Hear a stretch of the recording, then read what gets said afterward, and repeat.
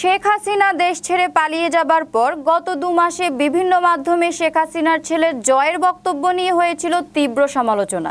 এবার আবারও আলোচনায় সেই জয়। পরবর্তী নির্বাচনে অংশ নিতে পারবে কি আওয়ামী লীগ? বিস্তারিত ডেস্ক রিপোর্টে।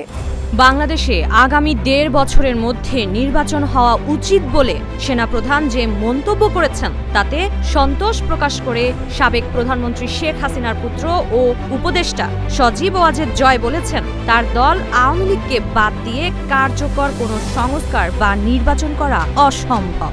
নির্বাচন আয়োজনের সময় আরও আগেই প্রত্যাশিত ছিল বলেও মন্তব্য করেছেন সজীব ওয়াজেদ জয়।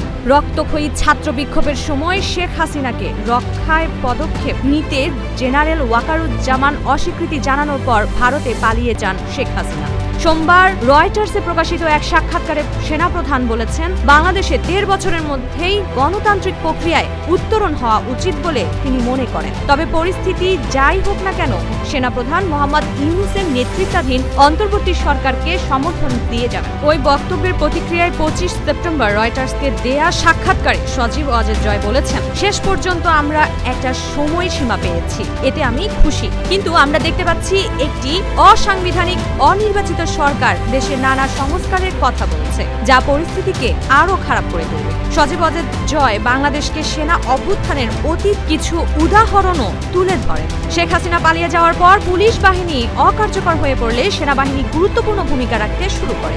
জয় আরও বলেছেন, দেশের সবচেয়ে পুরনো এবং বৃহত্তম রাজনৈতিক দলকে বাদ দিয়ে কোনো গ্রহণযোগ্য সংস্কার বা নির্বাচন করা অসম্ভব। তিনি বলেন, এটা অন্তর্বর্তী সরকারের উপর নির্ভর করছে যে তারা আওয়ামী লীগের সঙ্গে আলোচনা করবে নাকি তাদের মতো করে নির্বাচন আয়োজন করবে। গত মাসে রয়টার্সকে দেয়া এক সাক্ষাৎকারে সজীব ওয়াজেদ জয় দাবি করেছিলেন যে শেখ হাসিনা দেশে ফিরে বিচারের মুখোমুখি হবেন এবং পরবর্তী নির্বাচনে আওয়ামী লীগ অংশ নিতে চায়। আওয়ামী লীগকে বাদ দিয়ে সংস্কার বা নির্বাচন অসম্ভব বলেছেন সজীব ওয়াজেদ জয়। বাংলাদেশের গণ আন্দোলনের সময় হত্যাকাণ্ডের ঘটনায় শেখ হাসিনার বিচার দাবি করেছে শিক্ষার্থীরা। শেখ হাসিনা দেশে ফিরবেন কিনা জানতে চাওয়া হলে সজীব ওয়াজেদ জয় বলেছেন, এটা তার সিদ্ধান্ত। এই মুহূর্তে আমি আমার দলের লোকজনকে নিরাপদে রাখতে চাই। ইউনূস সরকার তাদের উপর যে নিষ্ঠুরতা চালাচ্ছে সেটাকে আমি বিশ্ববাসীর কাছে তুলে ধরতে চাই। Tamanna Khandakar, BHN news desk report, Dhaka.